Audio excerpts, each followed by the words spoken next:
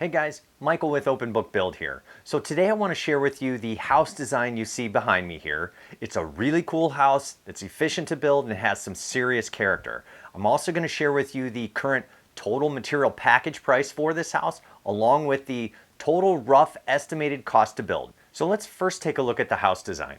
We're looking at a 1,658 square foot two-story home that has 3 bedrooms, 2.5 baths with an attached 2-car garage. And as you walk up to the house, you'll see this nice big front porch with really attractive columns. One thing I might change would be to change out the brick for stone. You know, when we built the Open Book Build house, we used screw-on stone that really looks nice. Here's a picture of the stone we installed. It's really easy to do, much cheaper than the old mortar stone installations that we used to use. And after 2 years, we haven't had a single problem with this stone. I also like on this new house the railing between the columns. I'd probably change this to white to really give it a pop and make it look nice. The other thing I really like about the front of this house is the dormers. This helps to expand the size of the second floor without expanding the house footprint, which adds a lot more cost. Now the dormers aren't cheap to build, but they're definitely cheaper than expanding the house footprint. The other thing I like here is the shake on the dormers that really puts a classy stamp on this architectural detail. Shake typically costs 3 times more than siding, but it's a small area, so it won't impact your overall cost too much. As we walk in the front door, there's a coat closet, which is really convenient, and then there's a really nice sized great room on the left. I'd make that fireplace a direct vent gas where you can just flip the switch on to turn it on.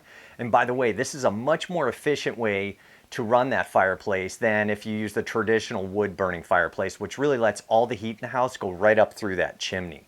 I would also consider moving that fireplace to that front outside corner. This would give you plenty of space for a huge TV centered on that outside wall, and would make the fireplace a real focal point from the kitchen. So if you have guests hanging out in that kitchen, they can look out into the great room and see that fireplace burning. I can picture stockings hanging from that mantle above that fireplace during the holidays. You've also got this little hutch area next to the great room, which would make an absolutely great bar for serving drinks for both the kitchen and the great room. The open kitchen with island is a really efficient use of space and storage. And then you've got that half bath off the kitchen, which is great for guests to use without having to go, all the way up the stairs. The sliding glass door off the back of the house there in the kitchen will let in a lot of light without costing a bunch of money. So now let's take a look at the upstairs of this plan. Before we start talking about the upstairs, I want to mention that the overall shape of this house is rectangular, which is very efficient to build without a lot of ins and outs in the walls, and it makes for a simple roof as well. So as we get to the top of the stairs, we see this full laundry room with the utility tub. It's so nice to have that laundry on the second floor so you don't have to schlep all your clothes up and down the stairs. I remember as a kid we had this old laundry chute that kept getting clogged, but back then nobody put laundry rooms on the second floor. Crazy, right? So next we've got a linen closet just before you enter the master bedroom, and then look at this bedroom. I really love the giant dormer, and I can totally picture how those windows are going to wash that room with light from the outside. You've also got a nice walk-in closet and a full bath with the shower. Heading back out into the hallway, we see the full bath that can be used by both the secondary bedrooms.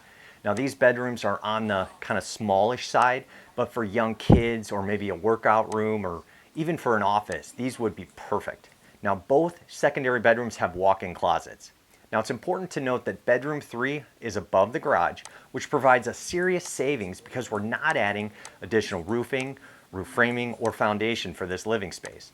Now it's also important, however, to carefully design the HVAC system and insulation for this room, as it will tend to be hot in the summer and cold in the winter.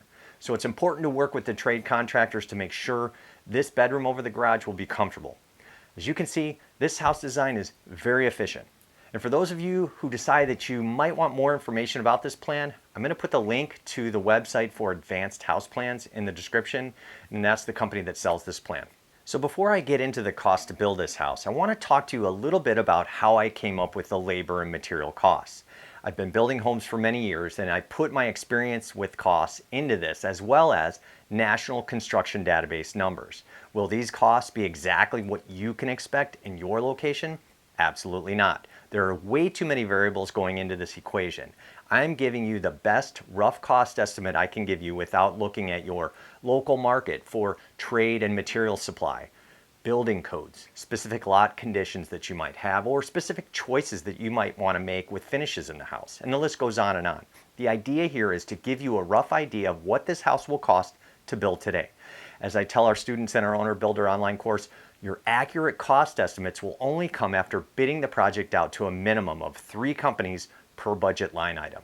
Okay, so back to the cost to build this house. It's important to keep in mind that material and labor prices are changing on a daily basis, quite violently since the pandemic began. So these costs are a snapshot in time. Also note that I'm not including a general contractor markup here. Why? Because many of you are owner builders managing the process yourself and you want to save that.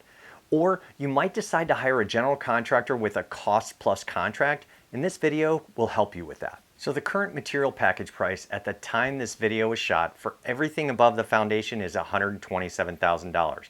Now we can double this amount to get the rule of thumb labor number and then add in the slab foundation, concrete flatwork, and excavation.